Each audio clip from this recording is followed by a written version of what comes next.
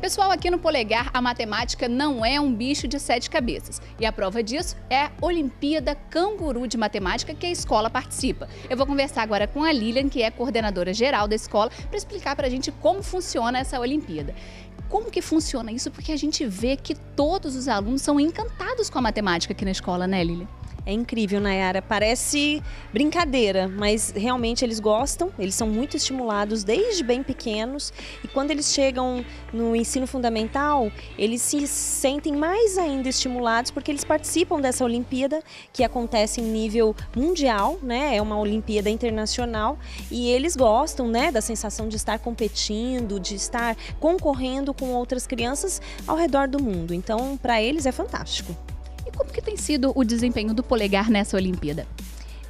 A primeira vez que nós participamos foi no ano passado, foi quando nós descobrimos essa Olimpíada e já tivemos um aluno medalhista, né? Eles participam de uma aula especial para se preparar para a matemática e é lógico para essa Olimpíada também.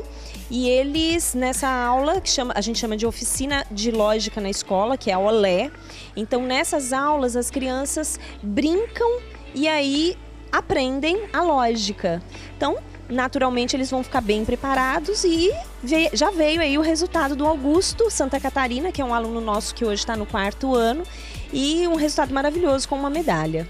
Gente, olha só, às vezes a gente acha que o ensino ele tem que ser rigoroso, né, Lília? Mas a gente vê que aqui no Polegar o ensino ele acontece de uma forma muito mais natural. E, na final das contas, como que a gente pode explicar para os pais que estão em casa que a matemática ela não precisa ser esse bicho de 7 cabeças? A matemática faz parte de aliás, é um componente curricular como os outros. E aqui no Polegar a gente gosta muito de trabalhar a matemática assim como os outros componentes, com leveza, com naturalidade, trazendo as questões da matemática ou de lógica, enfim, para o dia a dia deles, das crianças, né? E por que não na brincadeira, já que a brincadeira faz parte do dia a dia deles. Então, da mesma forma, os pais podem desenvolver isso em casa. A matemática está presente na vida de todo mundo, nas contagens, nas formas geométricas, nas medidas, nas grandezas que nos rodeiam, que nos cercam. Então, que os pais estejam bem sensíveis a isso e estimulem a percepção das crianças. Pode ser brincando mesmo. Vamos montar uma mesa de café da manhã. Quantas pessoas estão aqui? Quantos garfos, quantos talheres, quantas cadeiras nós vamos ter que organizar? Isso para as crianças mais novinhas. E isso vai se ampliando sucessivamente à medida que as crianças crescem. Gente, olha, isso é muito interessante porque aqui no Polegar é brincadeira, mas a brincadeira é séria. E a prova disso tá aí a olé da escola e também essa medalha trazida aqui na Olimpíada Canguru de Matemática aqui no Polegar.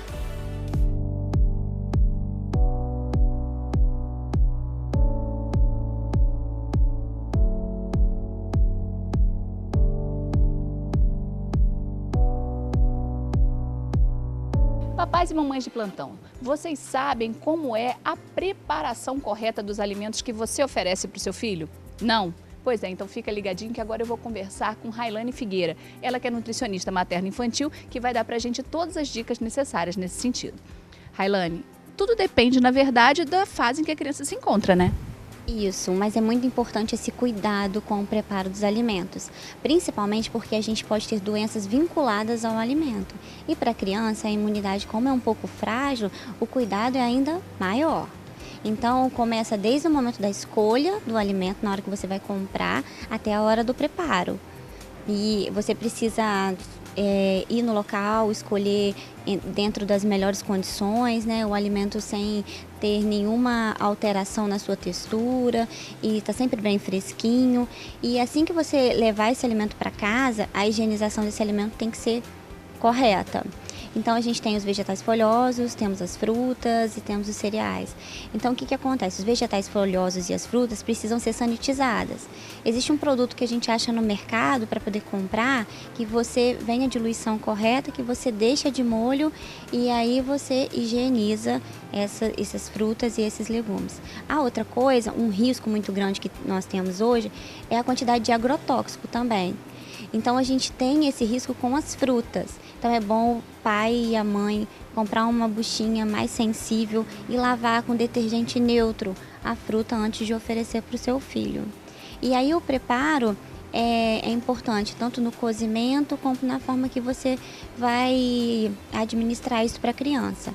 O cozimento dos alimentos deve ser sempre a vapor e a carne grelhada, porque senão você tem uma perda nutricional muito grande quando você coloca o alimento imerso na água. Aí você acaba perdendo o valor nutricional. Então, o alimento preparado no vapor é muito importante. É muito mais rico. É bem mais rico e bem mais saudável. As carnes, quando é uma carne mais dura, por exemplo, um músculo, você pode cozinhar, mas é importante usar o caldinho na preparação também. Outra coisa importante são os temperos, né? Qual tempero eu posso usar? Assim que a criança inicia a alimentação, o ideal é que não utilize sal. Então, o que a gente vai fazer? Vai usar tempero verde, como salsinha, cebolinha, alho, cebola, para você temperar os alimentos. Porque a criança, nesse momento, precisa conhecer os sabores. A partir de 8 meses, você já tem que começar a introduzir um pouquinho de sal, porque daqui a pouco a criança vai comer a mesma comida que você, então ela precisa reconhecer que aquela comida é temperada. E quanto ao óleo, se for para um cozimento mais longo, não se utiliza o azeite. A gente pode utilizar o óleo de soja, bem pouquinho, mas se for para um cozimento mais longo, porque o azeite não é sensível ao calor. E se for utilizar no vapor e grelhado, aí depois da preparação você coloca um fio de azeite sobre os alimentos e oferta para o seu filho. É importante também você lembrar dos tamanhos que você vai colocar para cozinhar. Isso é muito importante porque acaba complicando na hora que a gente vai preparar os alimentos, né? Isso. E você não precisa picar muito pequenininho. Então, se tem uma batata grande, você corta em 4.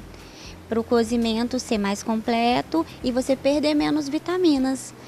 Principalmente as vitaminas do complexo B, que para criança é muito importante. Então, tomar cuidado com os tamanhos. Tem alguns vegetais que você não precisa tirar a casca, que você pode deixar com a casca e é só higienizar direitinho para que você não perca nenhum nutriente e oferte tudo direitinho para o seu filho. Railane, foi muito bom você falar. Então agora vamos voltar lá do início. Essa higienização que você falou desses produtos que se encontram no mercado, a maioria deles, possui cloro na sua formulação. Mas eu já descobri que existem algumas marcas que trabalham com compostos que são veganos. Eu acho que numa situação dessa, principalmente para criança, seria mais interessante, né? Isso, aí você encontra diversas marcas, é só você olhar o rótulo, é importante olhar o rótulo de tudo que vai comprar para o seu filho, né? E olha o rótulo e observa se tem ou não. Apesar da diluição ser muito grande, é só para não ter um crescimento bacteriano mesmo e você não transmitir doenças pelo alimento. Outra coisa mais importante ainda é com relação aos temperos. Alguns condimentos não são indicados para criança, como pimenta, alguns condimentos mais fortes. Canela, hoje, com relação à alimentação funcional, a gente já pode utilizar como para colocar na fruta. Só que tem que tomar um cuidado, porque senão para a criança que está inserindo a alimentação, você pode mudar o sabor. Então, é um pouco para criança de 1 ano, então não teria problema.